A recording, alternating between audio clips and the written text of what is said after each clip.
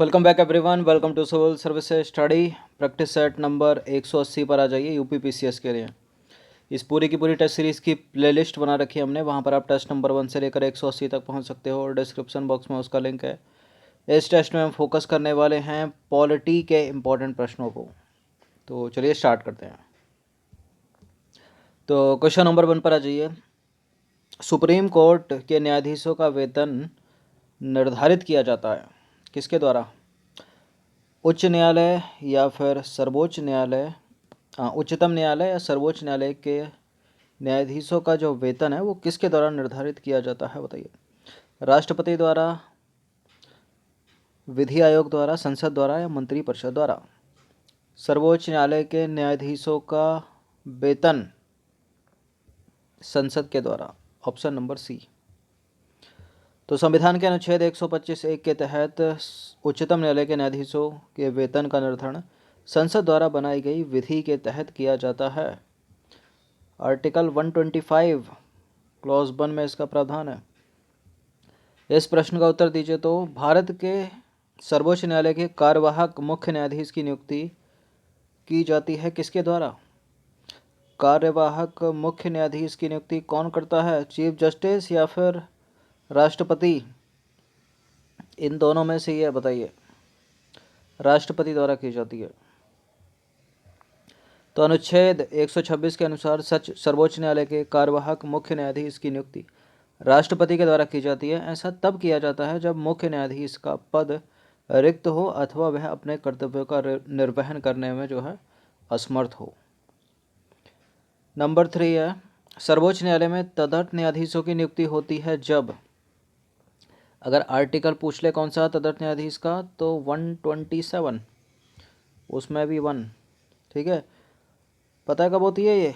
जब कोरम अधूरा होता है, मतलब न्यायालय के किसी सत्र के लिए न्यायाधीशों का जो कोरम अधूरा होता है, तब सुप्रीम कोर्ट में ये जज लिए कहाँ से जाते हैं? हाई कोर्ट से लिए जाते हैं। तो सर्वोच्च न्यायालय के अनुच्छेद 127(1) के अनुसार यदि किसी समय सर्वोच्च न्यायालय के सत्र को आयोजित करने या चालू रखने के लिए उस न्यायालय के न्यायाधीशों की गढ़पूर्ति प्राप्त ना हो, तो भारत का जो मुख्य न्यायाधीश है, चीफ जस्टिस है, वो हाई कोर्ट के जजों से, हाई कोर्ट के न्यायाधीशों से सर्वोच्च न्यायालय में तदर्थ न्यायाधीशों की नियुक्ति करता है। वह ऐसा राष्ट्रपति की पूर्व सहमति एवं संबंधित उच्च न्यायालय के मुख्य न्यायाधीश के परामर्श से करता है। संबंधित उच्च न्यायालय मतलब जिस हाई कोर्ट से वो जजों को उठा रहा है, ठीक है, उसका मुख्य न्यायाधीश से भी परामर्श लेगा। क्वेश्चन नंबर 4 पर आ जाइए, पढ़िए इसको। तो क्वेश्चन नंबर 4 पर आ जाइए। निम्नलिखित कथनों पर विचार करके बताइए कि इनमें से कौन सा वाला सही है। सर्वोच्च न्यायालय के पास केवल मूल अधिकार क्षेत्र है। सर्वोच्च न्यायालय के पास केवल मूल और अपीलीय क्षेत्राधिकार है। सर्वोच्च न्यायालय के पास केवल परामर्श और अपीलीय क्षेत्राधिकार है। देखिए ऐसा नहीं है, सुप्रीम कोर्ट के पास मूल अधिकार क्षेत्र भी है, उसके पास अपीलीय क्षेत्राधिकार भी है, उसके पास परामर्श संबंधी क्षेत्राधिकार भी है। तो यह मूल, अपीलीय और परामर्श संबंधी क्षेत्राधिकार रखता है। ऑप्शन नंबर डी इसका आंसर हो जाएगा ना। तो भारतीय संविधान में अनुच्छेद 131 के तहत सर्वोच्च न्यायालय के मूल क्षेत्राधिकार, इसको अनन्य क्षेत्राधिकार या प्रारंभिक क्षेत्राधिकार या इंग्लिश में ओरिजिनल ज्यूरिसडिक्शन कहते हैं, तथा अनुच्छेद 132 से 136 के तहत अपीलीय क्षेत्राधिकार आते हैं। इसके अतिरिक्त अनुच्छेद 143 के तहत परामर्श से संबंधित क्षेत्राधिकार आते हैं। क्वेश्चन नंबर 5 पर आ जाइए। भारतीय संविधान का कौन सा अनुच्छेद संवैधानिक विवाद में सर्वोच्च न्यायालय के अपील क्षेत्राधिकार से संबंधित है? संवैधानिक विवाद में आर्टिकल 131 या आर्टिकल 132, आर्टिकल 134 ए को मिलाकर 132 को पढ़ना, आर्टिकल 134 ए को मिलाकर 133 को पढ़ना। ये प्रश्न कई बार पूछा गया है, मेरे द्वारा टेस्ट में कई बार रखा गया है। 134 ए को मिलाकर अनुच्छेद 132 को पढ़ना।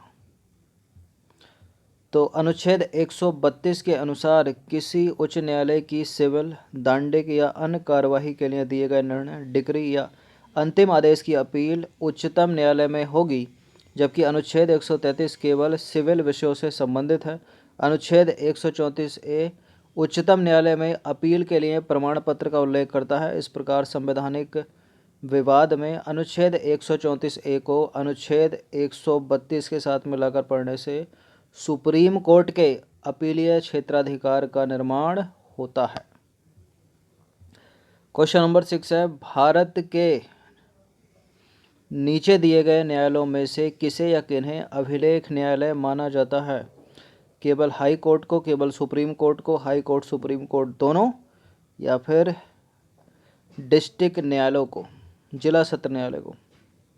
अभिलेख न्यायालय हाई कोर्ट भी है, सुप्रीम कोर्ट भी है, दोनों के दोनों हैं, तो सी इसका आंसर हो जाएगा।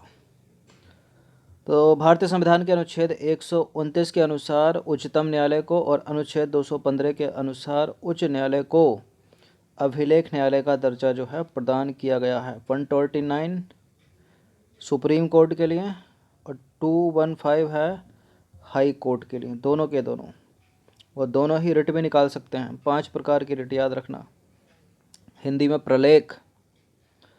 7वां प्रश्न है, राज्य के विधान परिषद की स्थापना जो है और उसकी समाप्ति का प्रावधान भारतीय संविधान के किस अनुच्छेद में है? विधान परिषद हर स्टेट में नहीं होती है, याद रखना, 169 आर्टिकल है ये।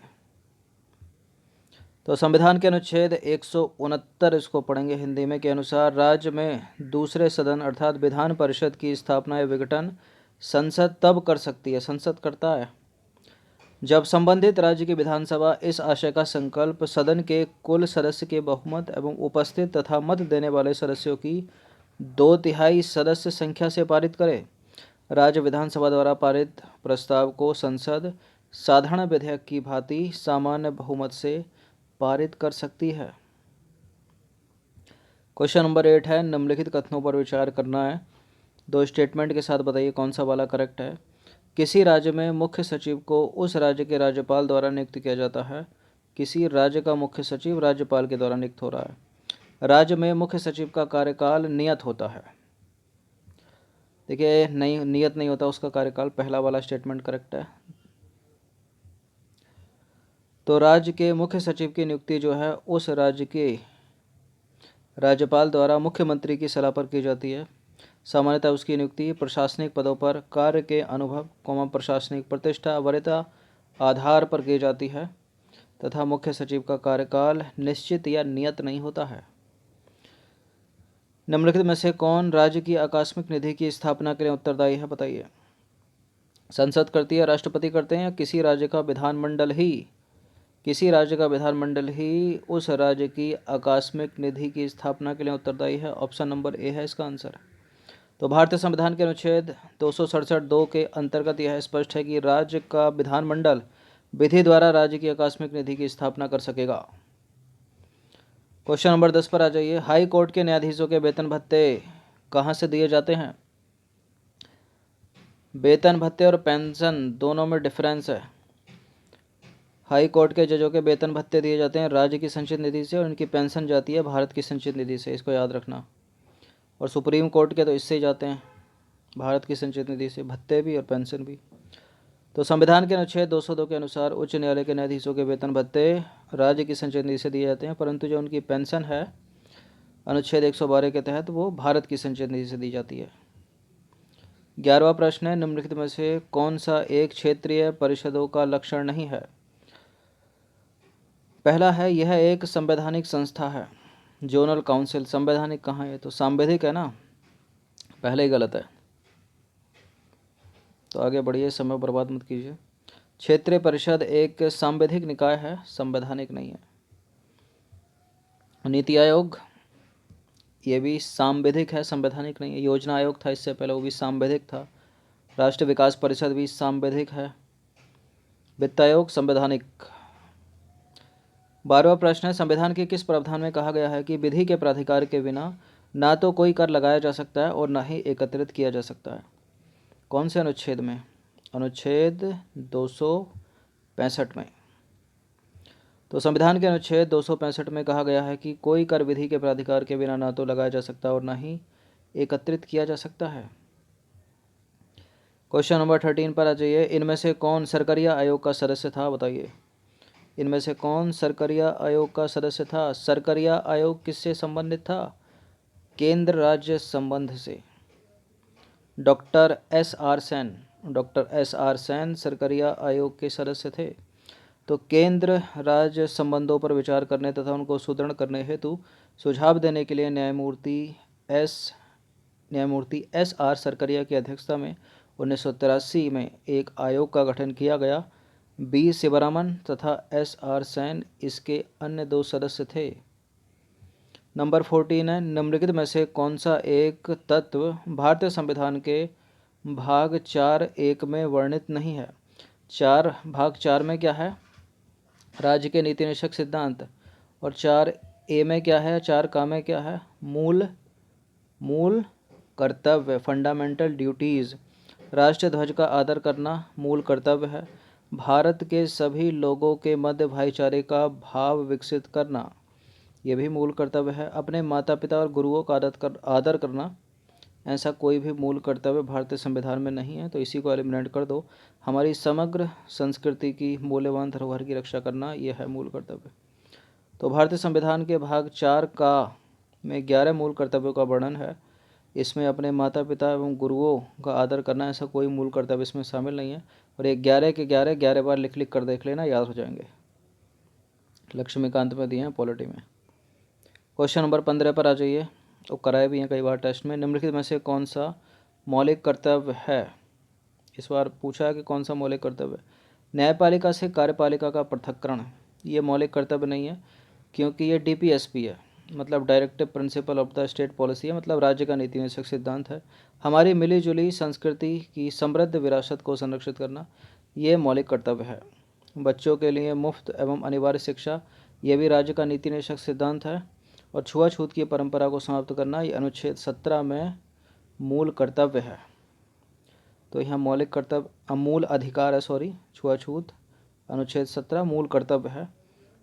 ये राज्य का नीति निषेधक सिद्धांत हो गया, यहाँ ये मूल कर्तव्य हो गया।